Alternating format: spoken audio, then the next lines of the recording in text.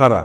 Gaplarim og'ir bo'lishi mumkin, lekin haqiqat. Agar sen erkak bo'lsang, 30-35 yoshgacha millioner bo'lmasang, pul ishlamagan bo'lmasang, sen o'zingning hayotingni yutqazing. O'zingniki qo'shib, farzandingnikini ham yutqazing. Nima uchun?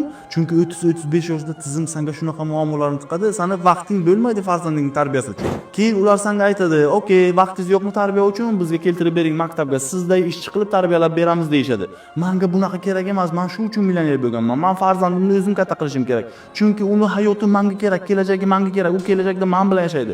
Maktab o'qituvchisi bilan emas. Men ishonaman, farzandimning har bir xatti harakatida o'zim bosh qosh bo'lsam, o'zim tarbiyasi bilan shug'ullansam, trenirovkasi, o'qishi, hammasini pod kontrol bo'lsa, bu farzandimni men Amir Temur qilib tarbiyalashimga ishonaman. Agar men bitta Amir Temur tarbiyalasam, sen bitta Amir Temur tarbiyalasang, boshqasi Amir Temur tarbiyalasa, bu jamiyat qanaqa o'zgaradi tushunabsanmi?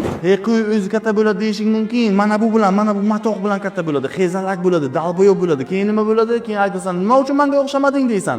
U senga xayrli nima deydi? "Dada, men uchun, meni kelajagim uchun nima qilding?" deydi. Shunda nima deysan? Uyalmaysanmi? Bu kunni ko'rganingdan o'lganing yaxshi.